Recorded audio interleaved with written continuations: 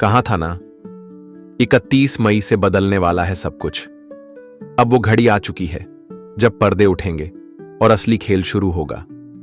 जिस परिवर्तन की केवल कल्पना की गई थी वह अब साक्षात रूप लेने को तैयार है। बहुतों ने इसे अनदेखा किया, बहुतों ने इसे असंभव समझा, लेकिन जिनकी दृष्टि समय की परतों के पार देख सकती है उन्होंने बहुत पहले चेतावनी दे दी थी। परिवर्तन निकट है। क्या आप जानते हैं 31 मई 2025 को एक ऐसी दुर्लभ ज्योतिषीय घटना घटने जा रही है जिसे कालचक्र संधि कहा जाता है। शनि, गुरु और राहु ये तीनों शक्तिशाली ग्रह एक विलक्षण योग में आ रहे हैं। यह वह संधि है जब ब्रह्मांड की ऊर्जा पृथ्वी पर एक नया अध्याय रचती है। शास्त्र कहते हैं जब अधर्म का पलड़ा भारी होता है, जब अंधकार अपने चरम पर होता है, तब ईश्वर स्वयं अवतार लेते हैं। और अब समय की रेखा चुप नहीं है, वह चीख चीख कर कह रही है 31 मई सिर्फ एक तारीख नहीं, एक मोड़ है। धर्म और अधर्म के बीच की रेखा अब और गहरी खींचने वाली है। याद है आपको वो भविष्यवाणियां जो बचपन में कहानियों की तरह सुनाई जाती थीं?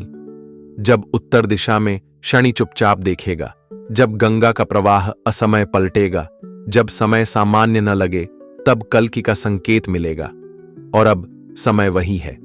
इन्हीं भविष्यवाणियों को हजारों साल पहले महर्षि वेदव्यास ने लिखा था। वही वेदव्यास जिनकी बिना हम न वेदों की कल्पना कर सकते हैं, न महाभारत की, न श्रीमद् भागवत की। लेकिन वेदव्यास केवल एक अर्षि नहीं थे, वो युग द्रष्टा थे, युग निर्माता, ज्ञान के सागर। वो केवल लेखक नहीं थे, वो वह दृष्टा थे जिन्होंने धर्म, कर्म और आत्मा के रहस्य को साक्षात किया। उनका जन्म भी साधारण नहीं था। माता थीं देवी सत्यवती और पिता आर्षि पराशर। नदी के मध्य एक द्वीप पर जब जन्म हुआ तो उन्हें कहा गया द्वैपायन। उनका वर्ण काला था, इसलिए उन्हें कृष्ण द्वैपायन भी कहा गया। जब उन्होंने 4 वेदों का विभाजन किया, ऋग्वेद, यजुर्वेद, सामवेद और अथर्ववेद, तभी से उन्हें वेदव्यास कहा गया। महाभारत, दुनिया का सबसे बड़ा महाकाव्य, उन्होंने भगवान गणेश से लिखवाया। लेकिन वह कोई साधारण लेखन नहीं था। गणेश जी ने शर्त रखी, मैं बिना रुके लिखूंगा। तो व्यास जी ने श्लोक इतने जटिल बनाए कि गणेश जी को सोचने में समय लगे, और यही समय वेद व्यास को अगला श्लोक सोचने का मिल जाता।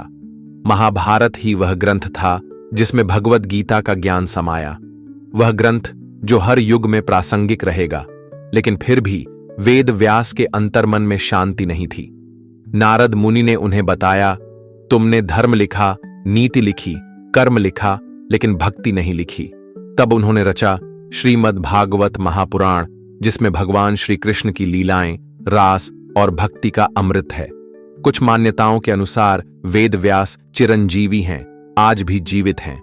बद्रीनाथ के समीप किसी गुफा में तप कर रहे हैं, और कहा जाता है वही वेद व्यास अंत में भगवान कल्कि को वेदों का ज्ञान देंगे। अब वापस लौटते हैं 31 मई पर। पिछले कुछ महीनों में आपने भी देखा होगा, मौसम असामान्य हो चुका है, मानसिक तनाव बढ़ा है, झूठ मंच पर बैठा है और सच निर्वासित हो चुका है। लेकिन यही तो संकेत हैं परिवर्तन के। 31 मई के बाद बहुत कुछ सामने आने लगेगा।